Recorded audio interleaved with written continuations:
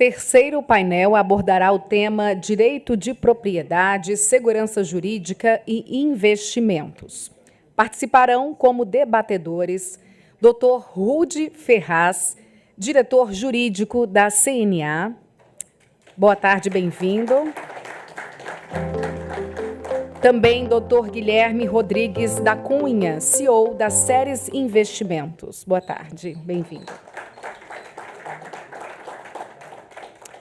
Convidamos também o ministro Ricardo Vilas Boas Cueva, ministro do Superior Tribunal de Justiça. Boa tarde, bem-vindo. E como moderador, Dr. Fábio Medina Osório, sócio do Medina Osório Advogados. Bem-vindo, boa tarde. Lembro que as perguntas podem ser enviadas pelo QR Code que está exibido aí no canal do YouTube. E os que estão aqui presentes podem enviar suas perguntas também utilizando o formulário que foi entregue com o material do evento. Participem. Tenho o prazer, então, de passar a palavra para o Dr. Fábio Medina Osório para a condução desse painel.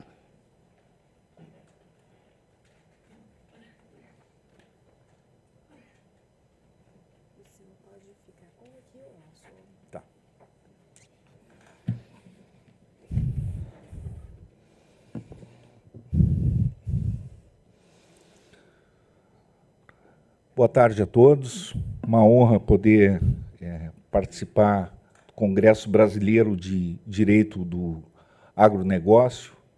Quero cumprimentar todos os senhores e senhoras aqui presentes, na pessoa do Dr. Renato Buranello, presidente do Instituto Brasileiro de Direito do Agronegócio, e parabenizá-lo pela organização deste importante congresso que reúne palestrantes e personagens do mundo jurídico nacional desta área tão estratégica para o desenvolvimento do direito do agronegócio brasileiro. Quero cumprimentar os painelistas deste ambiente que vamos agora ter a honra de coordenar: Rudy Ferraz, diretor jurídico da CNA, Guilherme Rodrigues da Cunha, CEO da Ceres Investimentos, e o ministro Ricardo Vilas Boas Cueva, do Superior Tribunal de Justiça, que é também um dos maiores juristas do direito brasileiro. Realmente, falar sobre direito de propriedade, segurança jurídica e investimentos requer a participação de painelistas tão brilhantes e prestigiados como estes que trouxemos para abrilhantar este evento. Trata-se de uma temática que vem à baila como algo estratégico para a agenda de desenvolvimento do Brasil. O direito de propriedade é um pilar do capitalismo contemporâneo e requer segurança jurídica para atrair investimentos nacionais e internacionais. Esses pilares estruturantes estão previstos na Constituição de 1988 e remetem à perspectiva da participação das instituições brasileiras, sejam elas no âmbito daquelas essenciais à justiça, com o protagonismo do Poder Judiciário, da Advocacia, do Ministério Público, sejam aquelas também protagonistas fora do próprio Poder Judiciário, como as agências reguladoras ou as autoridades administrativas independentes. Todas, no fundo, participam do que se chama institucionalidade, que envolve o direito de propriedade, a segurança jurídica e a atratividade para o capital nacional e estrangeiro, o que remete ao ambiente propício para os investimentos nacionais e estrangeiros. Isso requer uma visão cada vez mais capilarizada sobre o funcionamento dessas instituições, dentro de um direito que Gustavo Zagrebelsky, nos anos 90, na Itália, já designava como direito dúctil, ou seja, um direito flexível, um direito que se demonstra complexo dentro de um emaranhado legislativo que Eduardo Couture, jurista chileno, apontava para esse fenômeno da proliferação legislativa que torna cada vez mais complexo o sistema jurídico, ao mesmo tempo repleto de princípios, conceitos jurídicos indeterminados e aberto para a discricionariedade administrativa e judicial. Em que medida esse novo ambiente traduz um campo mais propenso à insegurança jurídica e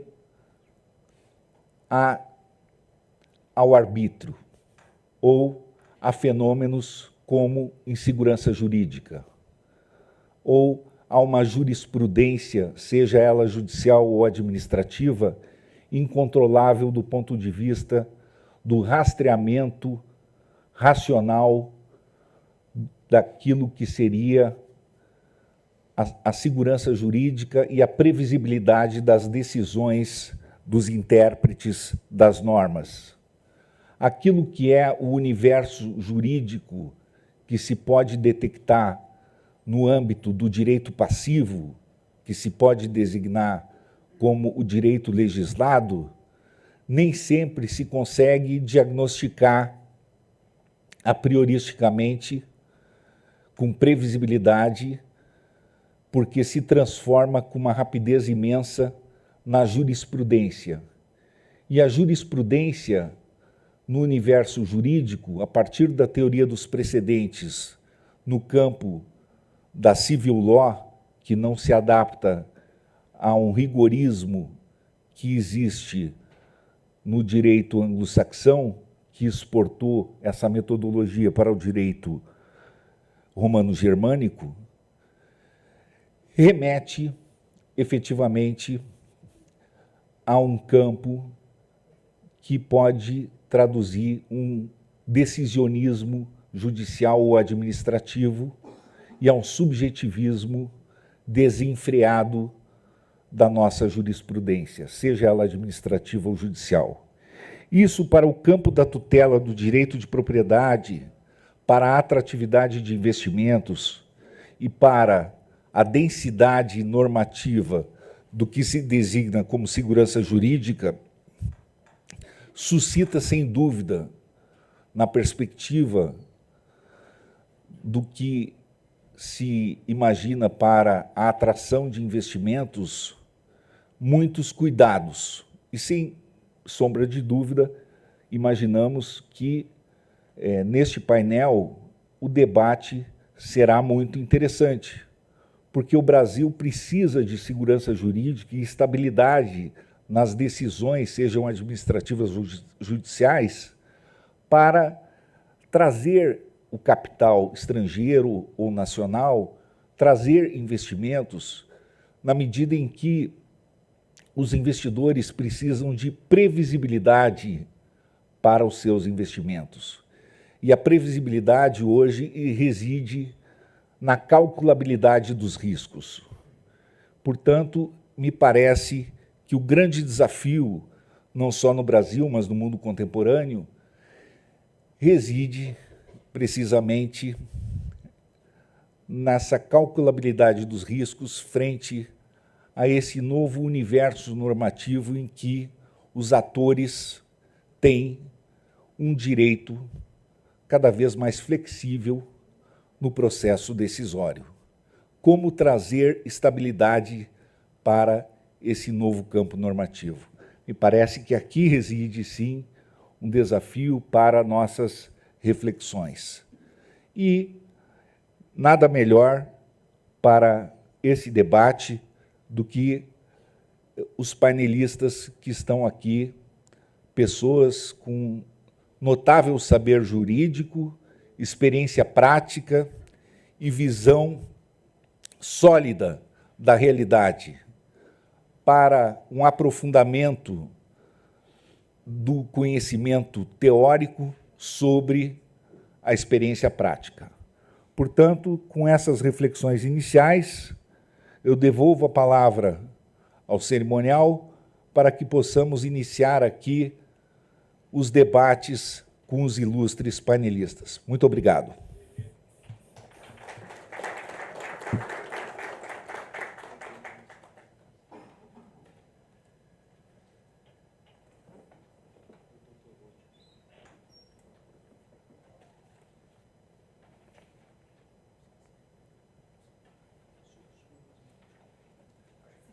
Posso iniciar a colocação? Gostaria de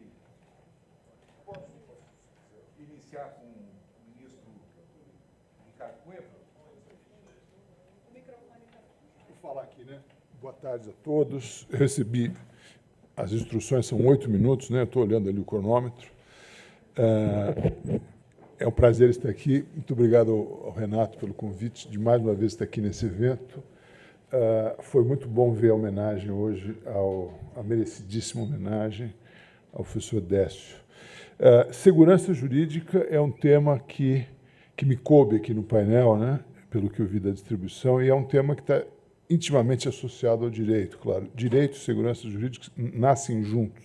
Essa relação da temporalidade com o direito, ela é uma relação que é muito bem explorada por alguns autores, como François Host, por exemplo, que procura mostrar que as incertezas e contingências incontroláveis da vida, né, do decorrer do tempo, levam à busca de uma estabilização de expectativas normativas quanto às mudanças que possam afetar os atos jurídicos, os negócios jurídicos, as relações, os contratos que se iniciaram no passado ou que ainda estão em curso. Portanto, direito tem por função primordial, né, estabilizar as expectativas normativas e garantir que as pessoas, que os agentes econômicos, que os cidadãos, em geral, possam ter um cálculo, uma previsibilidade de como poderão adquirir direitos, alienar direitos e negociar esses direitos. Essa relação ela é tão íntima, ela é tão diretamente relacionado ao nascimento da ideia de direito, que alguns filósofos do direito, como, por exemplo, Gustav Hadbruch, um filósofo alemão importante do século XX, lembra que os dois principais vetores do direito são exatamente segurança jurídica e justiça, e que segurança jurídica é um princípio de sobredireito que chega até mesmo a se sobrepor à ideia de justiça, a não ser, claro, que haja uma egrégia injustiça que exija, que reclame uma medida excepcional. Portanto, segurança jurídica ela é definida na doutrina alemã e em outros lugares como o estado de coisas no qual não há dúvida sobre os direitos e os deveres dos cidadãos. É o elemento essencial da estrutura do Estado de Direito, porque ele se presta, a ideia de segurança jurídica se presta a proteger o cidadão de surpresas e de exigências descabidas, tanto do legislativo, do executivo ou do próprio judiciário. Ela tem sido muito explorada hoje no direito, na doutrina, na dogmática brasileira em particular, muito no direito tributário, né, que é suscetível a tantas mudanças abruptas. Há pouco tempo tivemos uma decisão no Supremo que gerou muito debate, muita controvérsia sobre modulação ou não. As pessoas leigas em direito começaram a discutir sobre princípios, a ideia de modulação, a necessidade de modulação, isso o que causou alguma surpresa. Mas, de todo modo, no direito tributário, alguns autores, como Humberto Ávila, por exemplo, decompõem a ideia de segurança jurídica em 3 elementos essenciais. A ideia de cognoscibilidade, né, o direito de que as pessoas devem ter acesso a normas que sejam inteligíveis e que possam ser interpretadas por métodos controláveis intersubjetivamente, ou seja, interpretações desarrazoadas que contrariem a letra e o espírito da lei, elas devem ser evitadas e deve ser possível ao cidadão ter acesso, ter conhecimento prévio do que dizem as normas. A própria ideia de um código civil que Napoleão teve, ela partia dessa ideia de que, na verdade, os juízes, na época, vistos como boca da lei, eles só poderiam praticar um silogismo lógico e aplicar aquela regra sem grandes piruetas hermenêuticas, como hoje, na verdade, se torna muito comum, né? O segundo pilar da segurança jurídica é a confiabilidade, né? A proteção do ato jurídico perfeito, da coisa julgada, do direito adquirido, isso se encontra bem preservado nas Constituições, a nossa não é exceção. Dentre as garantias e direitos fundamentais tem essas proteções. E o terceiro pilar é a calculabilidade, né? A calculabilidade está relacionada diretamente à proteção da confiança e à proibição da arbitrariedade. A ideia de proteção da confiança, ela é uma ideia contemporânea, né? Ela surge na Alemanha e ela se radica aqui entre nós mais recentemente. É a ideia de que não basta haver uma alteração no direito positivo para que determinada mudança seja legítima.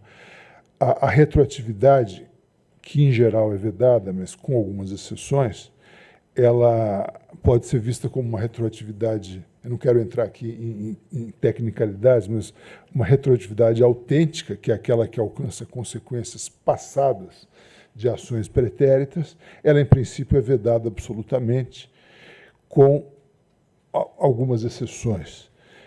O que se admite é a retroatividade aparente, ou seja, aquela que diz respeito a atos que se iniciaram no passado, mas ainda continuam em curso. Esse tipo de retroatividade se admite e é esse tipo de discussão que envolveu recentemente essa decisão do Supremo sobre modulação ou não, sobre a necessidade de modulação ou não. Enfim, a proteção da confiança legítima, ela é diretamente relacionada à ideia de segurança jurídica e é por isso também que o nosso ordenamento foi aos poucos se amoldando a isso. E nós tivemos, no novo Código de Processo Civil, por exemplo, uma autorização para que os tribunais, não apenas o Supremo, modulem os efeitos das suas decisões, sempre que houver uma alteração do precedente. Essa faculdade só era deferida desde 1999 ao Supremo Tribunal Federal nas ações em que se declarava a inconstitucionalidade de lei, porque se entendia que, ao declarar a inconstitucionalidade da lei, ela era retirada do ordenamento, ela era declarada nula, então era preciso modular os efeitos, fazer com que houvesse uma disciplina clara de como seriam aplicados os efeitos daquela decisão. Agora, os outros tribunais e o STJ têm feito isso. Sempre que alteram um precedente, um entendimento, tem essa possibilidade, na verdade, um dever de modular os efeitos. Isso também, a ideia de proteção da confiança também se refletiu em várias iniciativas legislativas que passaram a vincular a administração pública diretamente ao princípio da segurança jurídica, por exemplo, proibindo a aplicação retroativa de uma nova interpretação da norma administrativa e também com a positivação da norma que estabelece a decadência do direito de anular atos administrativos de que decorram efeitos desfavoráveis aos administrados. Isso tudo está na Lei do Processo Administrativo de 1999. Então, se nota uma mudança muito grande na construção, no ordenamento, crescentemente de refinar os instrumentos que se prestem a proteger a segurança jurídica no Brasil, que é, resumidamente, um pilar essencial, né? Um princípio de sobre-direito, uma ideia essencial ao próprio Estado de Direito. Com isso, eu esgotei meu tempo. Agradeço a todos. Obrigado.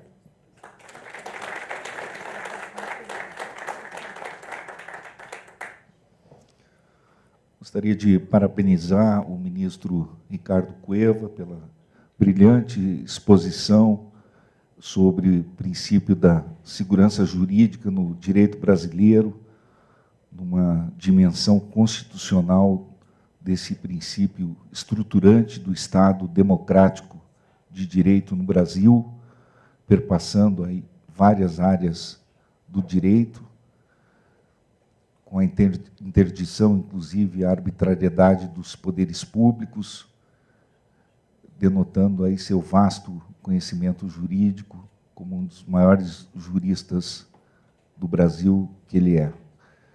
E, efetivamente, já aproveitando para passar a palavra para Rude Ferraz, diretor jurídico da CNA, para prosseguirmos na análise dos temas relacionados ao nosso painel Direito de Propriedade, Segurança Jurídica e Investimentos. Por favor, Rude Ferraz.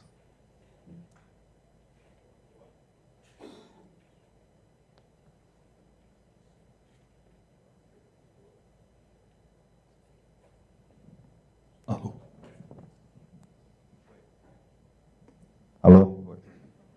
Bom, boa tarde a todos aí. Primeiramente, gostaria de agradecer a oportunidade de estar aqui presente, ao IBDA, em nome aí do Renato Buranello. Agradecer também aos meus colegas aqui painelistas, doutor Fábio Osório Medina, ministro Cueva e doutor Guilherme. E acho que a oportunidade aqui de debater, quando conversei com o Renato, aí nós debatemos um pouco esse painel, era a nossa preocupação de alguns temas que o setor agropecuário, mais precisamente aí, nós lá na CNA, vivemos dia a dia, né, com esses grandes debates que a gente acaba tendo nos tribunais superiores, notadamente no Supremo Tribunal Federal, com essas ações de controle concentrado.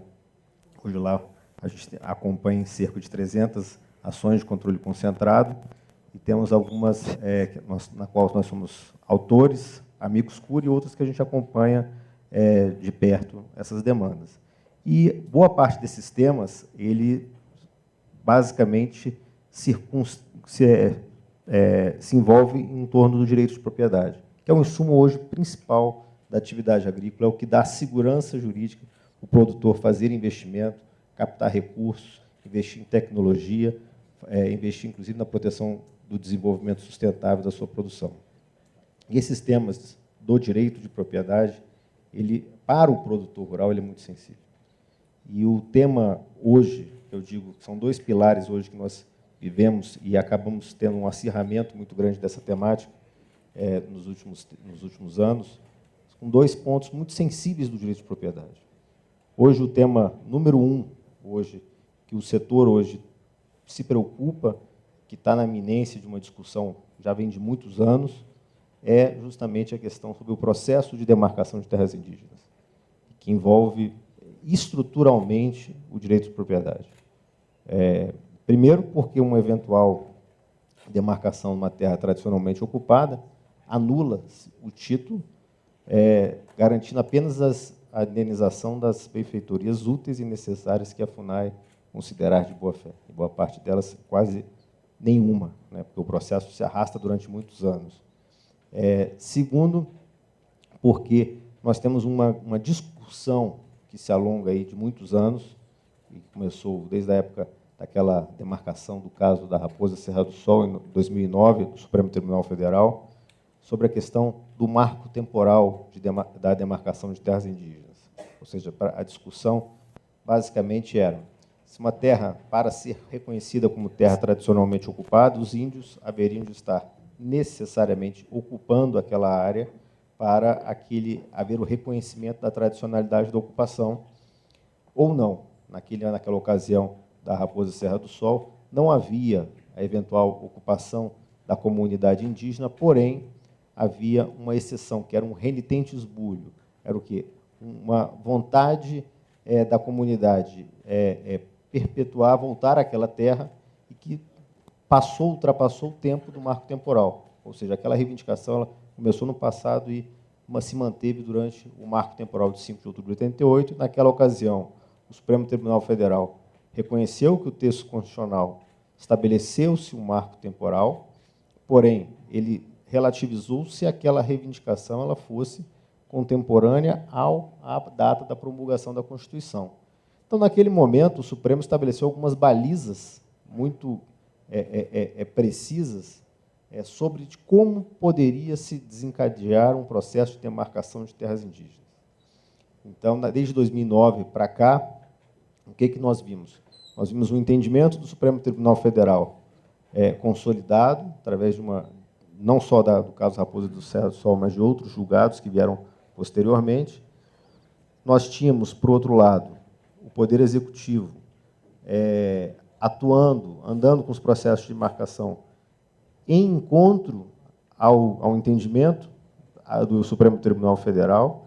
Então, isso gerava um conflito gigantesco na base, porque nisso, do processo de demarcação, além do próprio processo administrativo, você vem a reivindicação dessa área, que envolve o conflito fundiário, que envolve a invasão de propriedade por parte das comunidades indígenas, que envolve aí o acirramento dos ânimos, você envolve também o eventual não investimento nas áreas, porque ninguém vai investir numa área que está com uma série de comunidades indígenas querendo ser demarcado ou não, porque a área de bloqueio de matrícula, o banco já não financia.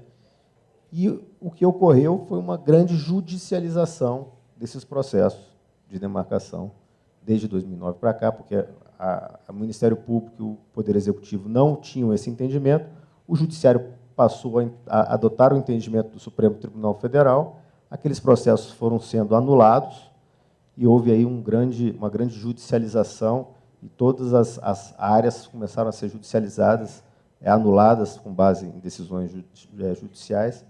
Até então, que a Advocacia Geral da União, e o ministro Fábio aí trabalhou muito nesse período aí que nós batalhamos para que a Advocacia Geral da União normatizasse isso através de um parecer normativo, que veio depois em 2017, parecer 01, que era justamente para dar uma segurança jurídica, a previsibilidade a todos do que era uma terra tradicionalmente ocupada e o que efetivamente não era uma terra tradicionalmente ocupada, era uma terra privada da comunidade indígena, mas que, se o governo quisesse, eventualmente, atender aquela reivindicação social e demarcar aquela área, ele poderia fazer através de um procedimento próprio, que seria uma desapropriação por interesse social, não como uma demarcação de uma terra indígena na qual há uma nulidade dos títulos de propriedade.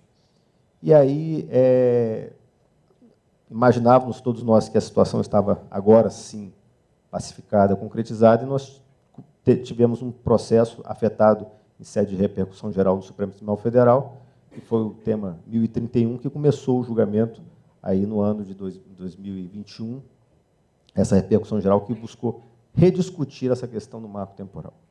E esse é um processo que eu falo, para o setor agropecuário, hoje, para o produtor rural, ele é um processo, hoje, número 1 de preocupação, porque ele é um pilar que ele basicamente ele vai dar toda a garantia do direito de propriedade hoje no Brasil. Hoje nós temos em discussão 120 áreas em estudo, na qual a gente não sabe efetivamente aonde são essas áreas, mas temos 430 reivindicações de novas áreas. Então, onde boa parte dessas reivindicações estão nas áreas do centro-sul do país, onde há uma grande produção, produção agrícola, onde vários produtores rurais produzem. Então, essa preocupação é muito grande, porque sem balizas, sem premissas, sem previsão do que é ou não uma terra indígena, como se dará o processo, como um cidadão poderá saber, eu, comprando um imóvel rural, poder ter a previsibilidade de saber se aquela terra é indígena ou não, Essa é uma condição básica para nós termos uma garantia do direito de propriedade do produtor rural. Então, esse processo começou o julgamento em 2021, nós estamos num julgamento de 1 a 1, né, um voto reconhecendo a constitucionalidade do marco temporal, do ministro Cássio Nunes Marques, e um voto pelo não reconhecimento do marco temporal do ministro Fachin, com pedido de vista do ministro Alexandre, com a perspectiva agora, recentemente, semana passada, desse retorno desse processo para a pauta ainda no primeiro semestre desse ano, e isso, fatalmente, nos preocupou muito, porque uma eventual derrubada do marco temporal vai causar uma instabilidade jurídica no setor gigante, onde nós não vamos poder ter essa previsibilidade que a gente tanto anseia para a produção. E a nossa expectativa é que tanto o Supremo Tribunal Federal reafirme essa jurisprudência do marco temporal, como também o Congresso Nacional avance nessa discussão sobre o marco temporal. Há diversos projetos de lei hoje tramitando dentro do Congresso Nacional, que a gente busca trazer um marco regulatório, um marco sobre o processo de demarcação das terras indígenas, onde a gente consiga dar previsibilidade a todos os participantes, porque nesse processo todos são vítimas, tanto o produtor rural quanto a comunidade indígena, porque nesse conflito ambos saem prejudicados. Quando você, a partir da hora que estabelece um marco temporal, que é a solução que nós defendemos, nós temos a previsibilidade para que o agente público reconheça o que é ou não a terra indígena, e o agente público busque uma solução para aquele conflito social que há no campo, que é justamente proceda uma demarcação de interesse social, indenizando o produtor, claro, que é eventualmente afetado, e demarcando aquela área para o interesse social para a eventual comunidade indígena. Então, hoje, como direito de propriedade, e como tema número 1 que eu trago nessa minha primeira abordagem do painel, eu trago essa preocupação desse processo que eu considero número 1 do setor agropecuário hoje no Supremo Tribunal Federal. E com essas considerações eu encerro essa primeira abordagem. Obrigado.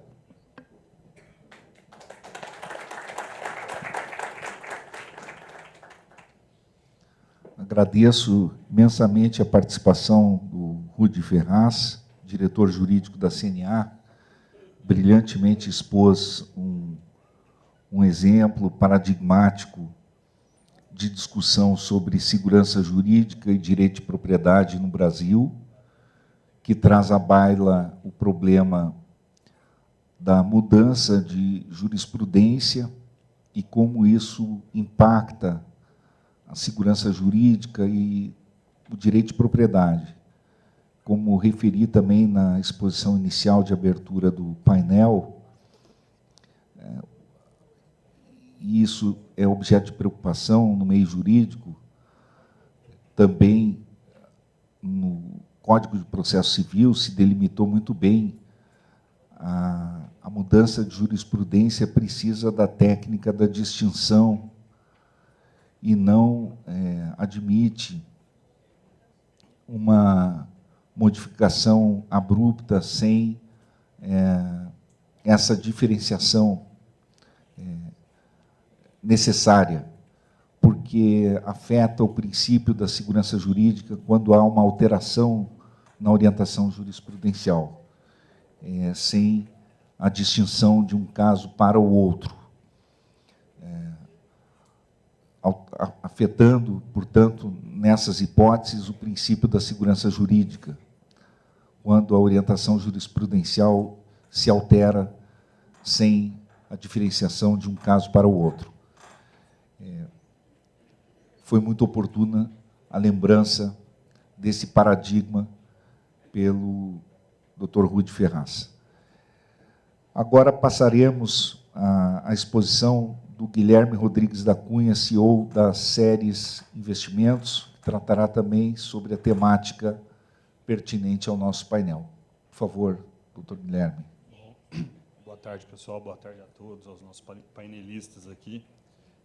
Acho que, antes de entrar no direito de propriedade puro, né, assim, falando da propriedade da terra, eu acho que a gente precisa fazer uma reflexão dos últimos 10 anos, né, do que aconteceu nos direitos creditórios do agronegócio ao longo dessa última década, né? Então, a Ceres, a gente é uma casa 100% do agronegócio, então a gente vive e respira o crédito do agronegócio, e tudo que vocês falaram aqui, a gente sente isso na ponta na hora de fazer a alocação do crédito, né? Então, a gente tem que lembrar que no pano de fundo de toda essa discussão existe um investidor que grande parte dele não entende o juridiquês com profundidade, e à medida que os temas vão ficando um pouco mais densos ou como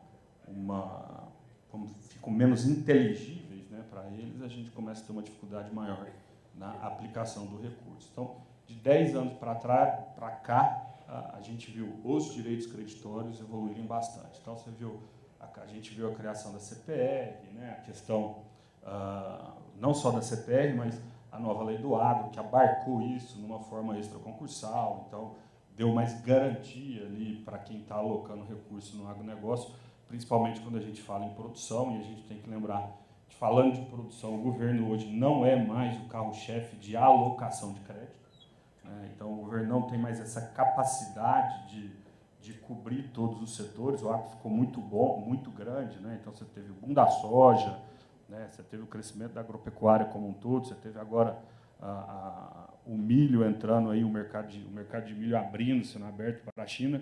Então, essa necessidade de alocação de recursos do mercado privado para o agro está cada dia maior, e a gente viu uma evolução disso. Isso aconteceu na linha do tempo. Eu acredito que a lei do agro e esses novos títulos, eles vieram a abarcar grande parte desses anseios que a gente tinha no momento de alocação de recursos. Óbvio que, à medida que a gente vai colocando recursos mais abundantes dentro do agronegócio, você vai começando a ter problemas diferentes, problemas novos, né? Então, assim, os problemas novos estão acontecendo.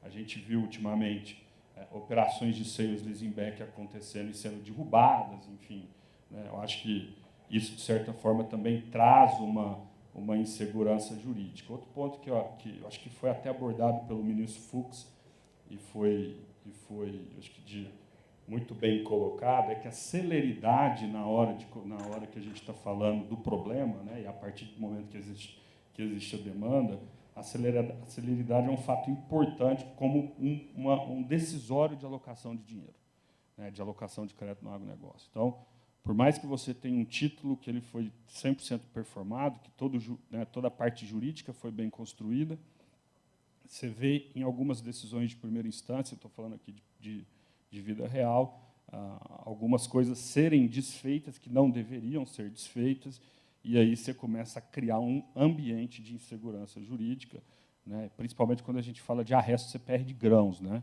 que hoje, sim, hoje ainda eu acredito que é uma dificuldade muito grande que a gente vê como casa alocadora do agronegócio para dar segurança.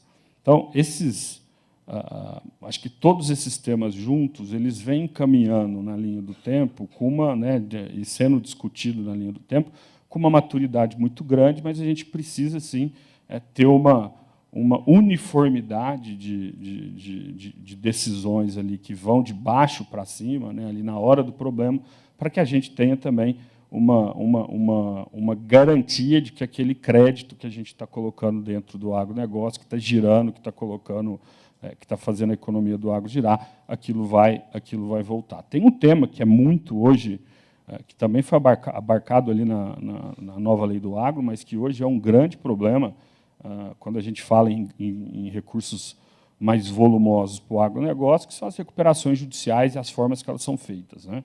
Então, a gente está vendo, desde janeiro, isso, de novo, né, o agro correndo tudo bem, mas o que liga o agro ao resto do mercado sempre é o mundo financeiro.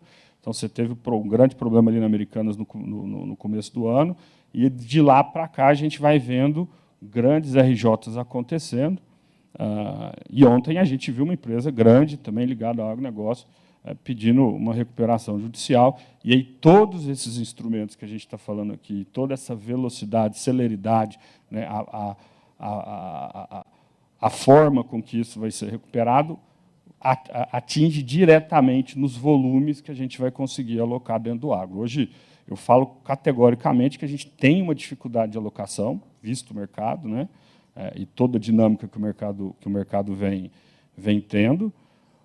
Essa alocação é real, e um dos pontos dessa dificuldade de alocação é porque existem algumas colunas em brancos, né, alguns pontos algumas zonas cinzentas que a gente precisa abarcar nessa discussão como um todo, que eu acho que principalmente o que tange ali as recuperações judiciais do agronegócio e também quando a gente fala dessas execuções, principalmente arresto de grão, quando a gente está ali se deparando num problema comum do dia a dia de safra, né?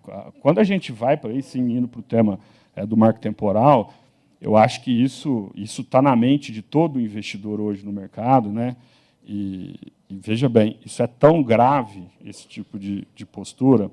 Vai ter o Global Agri Investing agora em Nova York, a gente estava pensando em ir, e aí a gente acessou algumas casas de fora para ver, e a gente viu tanto que essas dificuldades regulatórias, elas não só legais, mas também regulatórias, eu acho que aqui não vai ser o âmbito para a gente discutir isso, impedem com que o investimento de fora venha um recurso mais barato, venha um recurso mais bem alocado para o agronegócio. Então, assim, a gente evoluiu muito, né? A gente evoluiu muito. Mas o agronegócio é tão demandador de crédito, né? A gente falou aqui, eu acho que todo mundo falou em determinado momento, né? O agro ele carrega 210 dias, né, um financiamento, né? Um produtor que não pega R$1 em banco, ele vai carregar na cadeia, o que a gente chama de intracadeia, 210 dias, praticamente 70% do volume da produção. Isso é dívida, né? E se a gente não conseguir fechar essas lacunas, óbvio, o governo já não deu conta, eu acho que o mercado nacional, né, o mercado de crédito, o mercado estruturado brasileiro também não vai conseguir abarcar, e a gente não vai conseguir abrir uma janela para que o mercado internacional ele entre e irrigue também, o que é muito importante para a gente nesse momento. Lembrando que, hoje, no Brasil, se a gente falar em operações externas, né, e aí também tem todo um passado, já houve muita operação externa em infraestrutura que deu muito errado, e muita usina, a gente sabe disso, o Brunello deve ter participado de bastante coisa desse sentido. Hoje o mercado externo participa no financiamento do mercado brasileiro, basicamente com trade de grão, isso não é um absurdo. Assim, tradear grão é tradear água no final do dia, né? Então a gente não está trazendo o mercado externo para dentro do mercado brasileiro, né? O dinheiro dos investidores estrangeiros para dentro do mercado brasileiro de uma maneira estruturada. Então, para a gente enxerga isso como uma grande dificuldade. Mas, de novo, nós temos que conviver com isso, né? A gente tenta achar esses caminhos para essa construção jurídica que dê, primeiro, a tranquilidade para o dono do dinheiro e, ao mesmo tempo, também a gente não amarre o tomador, de certa forma, que ele também não consiga operar.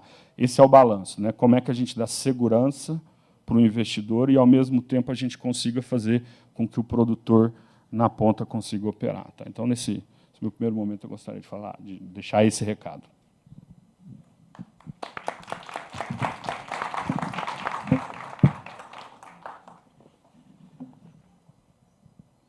Gostaria de parabenizar o Guilherme Rodrigues da Cunha pela brilhante palestra também. Fechamos aí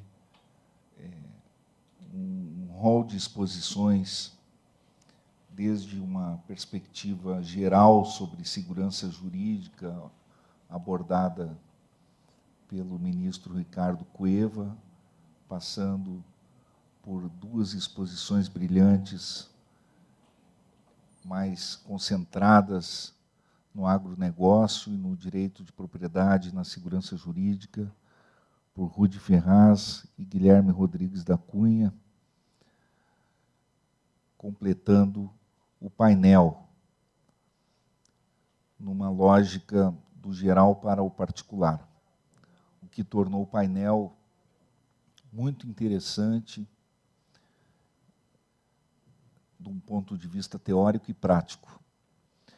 E temos alguns questionamentos também consistentes para concluirmos este painel. E trago aqui, para enriquecer mais a nossa discussão,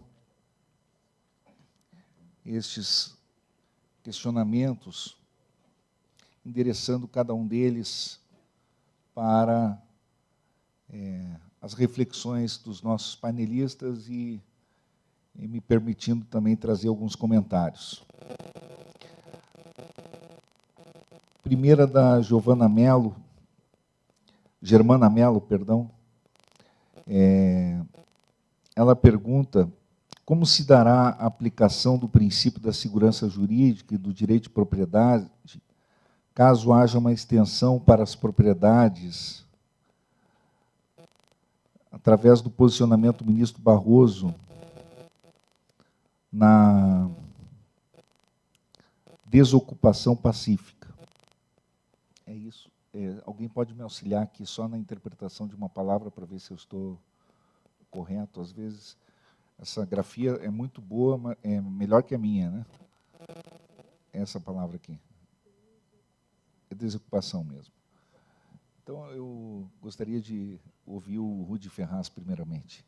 Eu acredito que a preocupação da pergunta é sobre a recente decisão do Supremo Tribunal Federal na DPF 828, que inicialmente suspendeu aí as ordens de reintegração de posse no período da pandemia, né, e depois estabeleceu um período, um regime de transição para o cumprimento dessas reintegrações de posse.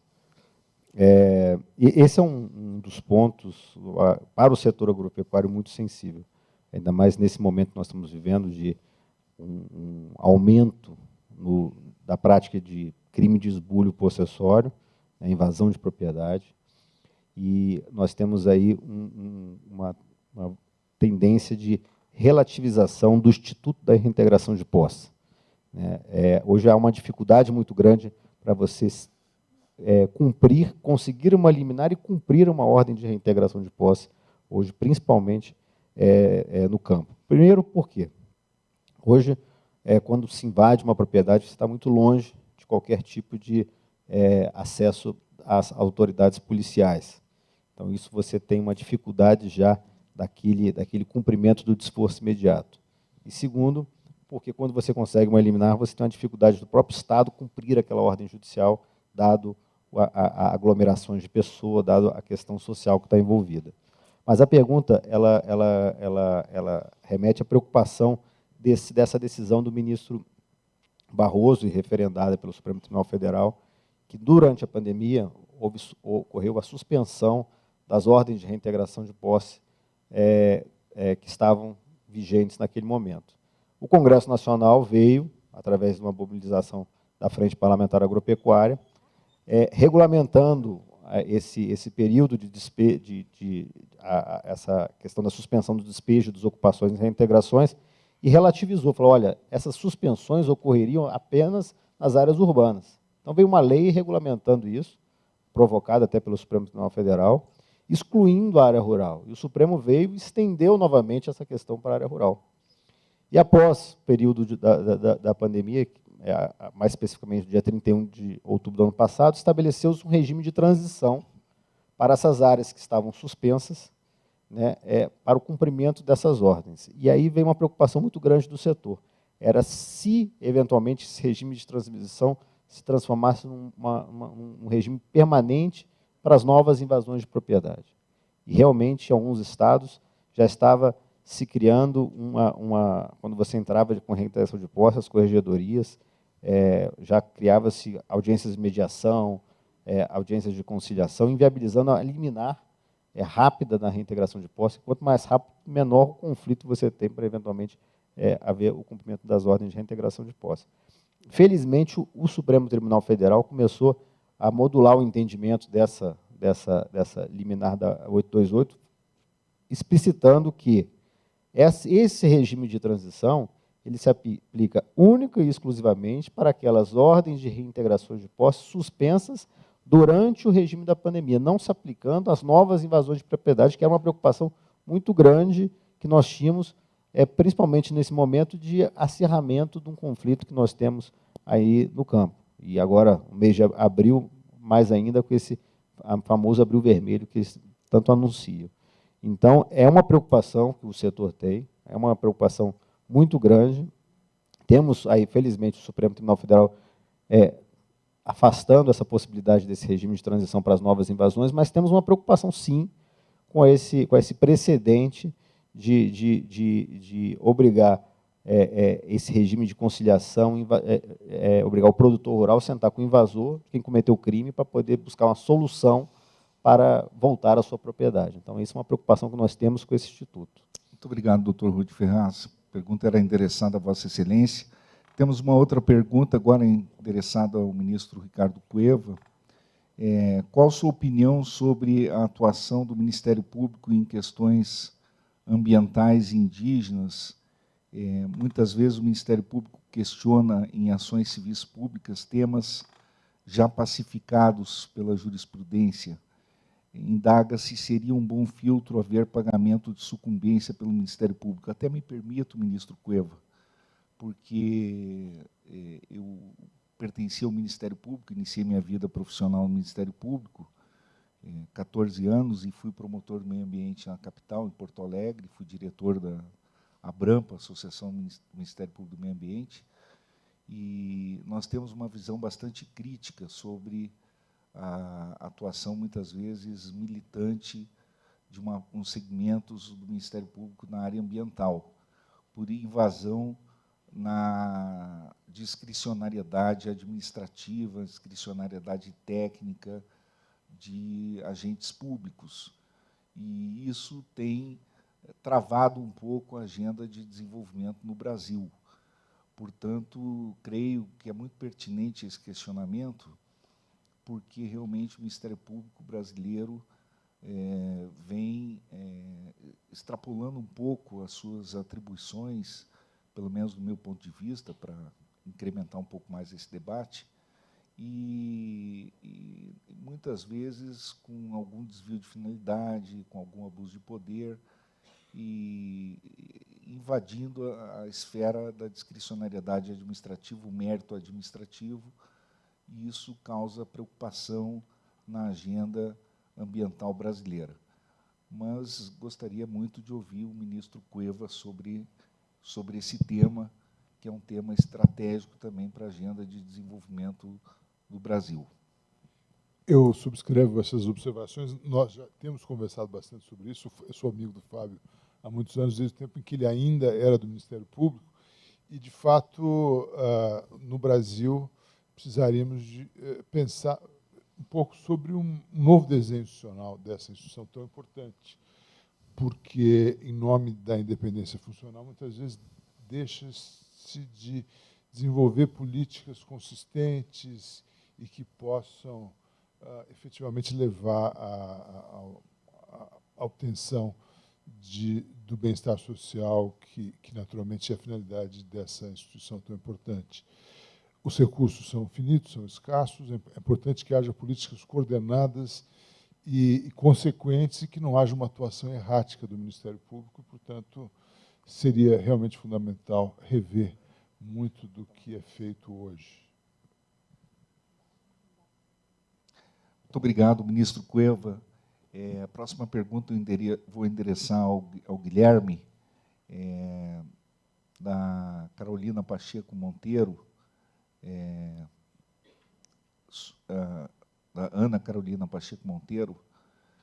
Em relação à propriedade, como avalia a posição das empresas privadas que fomentam o agronegócio por meio de operações de troca de insumos por grãos, Barter?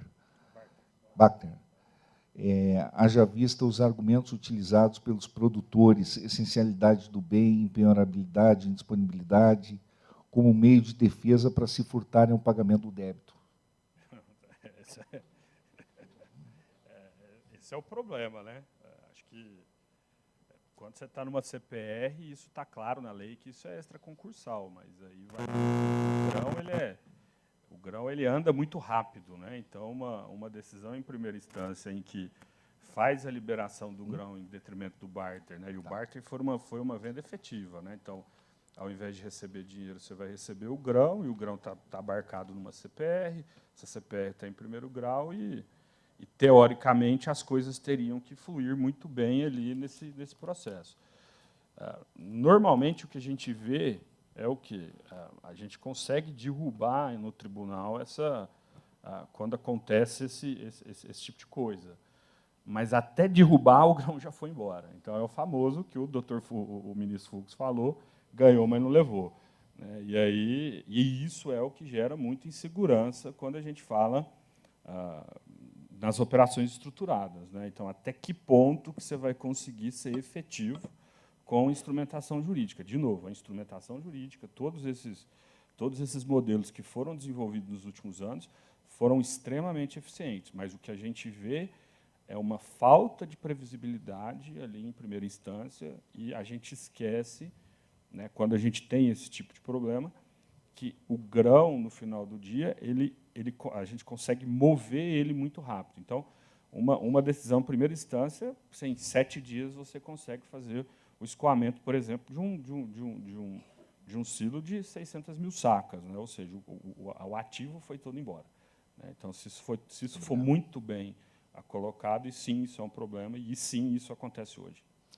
Bom, para encerrar, então, o painel, um último questionamento, renovando aqui os agradecimentos a todos, para o Guilherme e o Rudi Ferraz fecharem, e o ministro Cueva também, com seus comentários finais,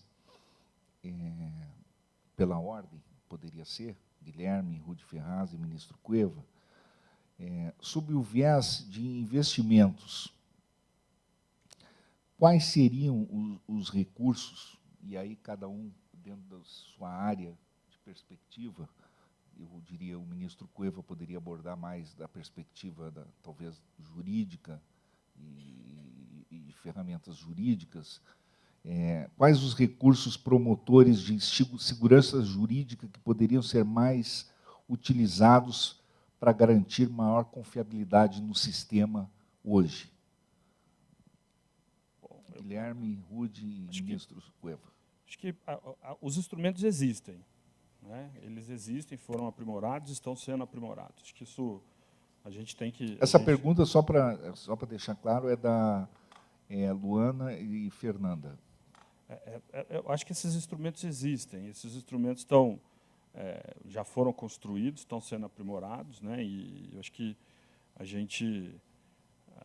de novo, a gente viveu muito isso. Eu acho que o que falta hoje é previsibilidade do que o judiciário vai fazer no problema, no evento de cauda, que a gente chama. Então, a partir do evento de cauda, como é que a gente vai atuar, como é que a gente vai dar essa segurança para o investidor de que o remédio existe, que aquele remédio é eficaz. Então, hoje, na minha visão, é aprimorar isso, aprimorar essa uniformidade de decisão quando quando o problema estiver estabelecido.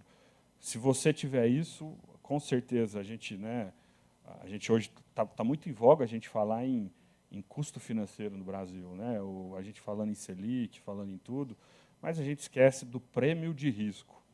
Então, assim, o prêmio de risco ele é arbitrado, ele não está na Selic, se arbitra a curva mais o prêmio de risco. Então, se a gente conseguir ter essa previsibilidade, a gente se aprimorar nessa previsibilidade, com certeza a gente vai diminuir o prêmio de risco, a gente vai conseguir irrigar o mercado com crédito mais barato, e aí a gente vai dar mais competitividade para o nosso agronegócio. Acho que é basicamente isso. Excelente. Rudi.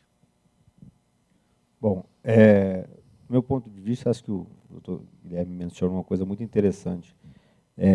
Eu acho que o setor ele precisa, e o judiciário, da mesma forma, conhecer um pouco mais o setor agropecuário. Porque o setor agropecuário, hoje, eu percebo que a gente tem importantes marcos regulatórios, que a gente aprovou nos últimos anos, só que, muitas vezes, pelas peculiaridades do setor, muitas vezes o operador do direito ele tem um desconhecimento daquela eventual, por exemplo, celeridade maior no processo. Por exemplo, se você perde uma janela de plantio, você perde praticamente o ano da safra. Então, nós temos algumas peculiaridades do setor que ele precisa de uma previsibilidade muito maior para poder garantir, sim, a segurança jurídica. E muitas vezes, às vezes, o desconhecimento dessa atividade, que a gente não pode pegar, fechar a porta e ir embora. Nós temos aqui, para poder produzir, a gente precisa de previsibilidade, a gente precisa de segurança, de investimento, para poder, justamente, a gente ter um tempo para poder plantar, preparar, plantar, colher, comercializar. Então, Então, isso tudo envolve ainda tecnologia, insumo. Então, às vezes, esse desconhecimento um pouco das práticas do setor agropecuário, aí eu acho que a responsabilidade é nós começarmos a dialogar cada vez mais com o Poder Judiciário, mostrando a importância do setor para o Poder Judiciário. E esse evento, eu acho que é fundamental para isso, a gente levar as dificuldades que o setor tem para o campo do direito e dialogar com o Poder Judiciário, mostrando as dificuldades, e isso, ao mesmo tempo, a gente consegue, eu acho que, estabelecer que os marcos regulatórios tragam essa segurança jurídica e previsibilidade que a gente tanto busca e faz com que faz a garantia que o produtor rural saiba fazer o que ele mais sabe, que é produzir. Então, a gente sempre, eu acho que esse é um ponto fundamental que a gente precisa. Perfeito. Muito obrigado, Rudi. Ministro Cueva. Eu acho que, de fato, há necessidade, sim, de um diálogo maior institucional, como outros setores já têm feito. Há um processo de amadurecimento muito grande no Judiciário, eu tenho notado nesses 12 anos que eu estou no STJ, em relação à abertura à análise econômica do direito e argumentos consequencialistas. A gente, realmente, ao julgar um caso que envolva, por exemplo, uma CPR, ou até mesmo conflito de competência para determinar quem poderá julgar aquela ação de depósito que envolve a liberação de grãos, a gente entra no detalhe da operação, e por isso é fundamental que vocês, do setor, se mobilizem, vão lá, apresentem memoriais, participem de eventos como esse e de outros, e de audiências públicas, informem os julgadores sobre o funcionamento desses mercados. Agora, é preciso também ver que o Judiciário não pode carregar todo o peso nas costas, é preciso desjudicializar muitas das questões, é preciso que a gente avance, que o setor amadureça e que faça como nos grandes mercados do mundo, onde grande parte das questões são resolvidas por mecanismos arbitrais, por câmaras de commodities, com seus procedimentos arbitrais rápidos, efetivos, seguros, previsíveis e baratos. Não a arbitragem em geral, mas uma arbitragem agrícola, como existe em Londres, por exemplo, como existe nos Estados Unidos, onde os traders é que são os árbitros, não são os advogados. São traders que conhecem o mercado há pelo menos 10 anos e que vão arbitrar aquele conflito e rapidamente resolvem a questão. É preciso também que haja uma ação coordenada no sentido de informar, sempre que houver, por exemplo, decisões erráticas que liberem CPRs e causem um dano irreparável àquele credor que vê seu ativo desaparecer em 7 dias, é preciso que haja uma comunicação às corregedorias, é preciso que haja um esforço também coordenado do setor, junto, por exemplo, ao Conselho Nacional do Ministério Público, para que haja um esforço coordenado de manualizar ou de criar regras e procedimentos para o Ministério Público, como agora, por exemplo, se fez recentemente ao editar um manual de procedimentos do MP em relação à recuperação judicial. Isso ajuda muito a que o procedimento dos ministérios públicos nos estados e na União sejam mais previsíveis, calculáveis e possam ser e tenham uma métrica comum. Então, são esforços conjuntos que podem ajudar a realmente aumentar a segurança jurídica. Desjudicializar os conflitos agrários significa, então, aumentar os esforços institucionais para que haja uma arbitragem agrícola mais eficiente no setor, nas commodities em geral. Investir em um judiciário mais efetivo, com menos ações, fazer uma campanha junto ao legislativo para que as alterações legislativas sejam pontuais e feitas a tempo.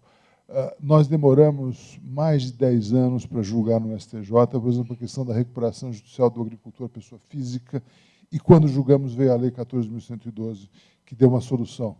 Será que não era possível que o Legislativo já tivesse feito essa alteração antes e adequado um problema que é sério e que tem consequências sérias? Nós tínhamos nos tribunais do país entendimentos diferentes, né, em vários estados, até simulados, mas demorou anos para chegar ao STJ. Portanto, é importante, sim, que haja uma movimentação do setor para que isso tenha várias dimensões, um tratamento multidimensional e transversal e que possa fazer que esse processo de amadurecimento seja mais intenso e mais rápido. Obrigado.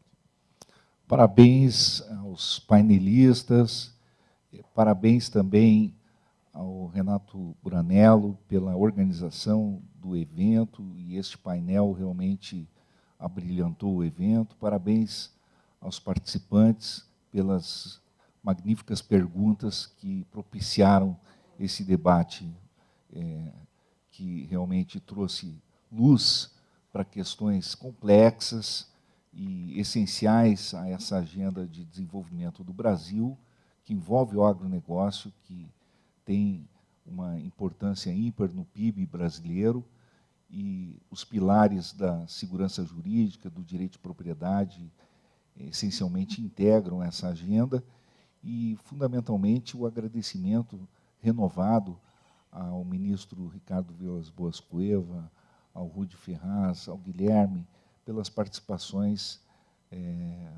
fantásticas aqui neste painel. Com isso, eu encerro o painel, mais uma vez, renovando todos esses agradecimentos. Muito obrigado.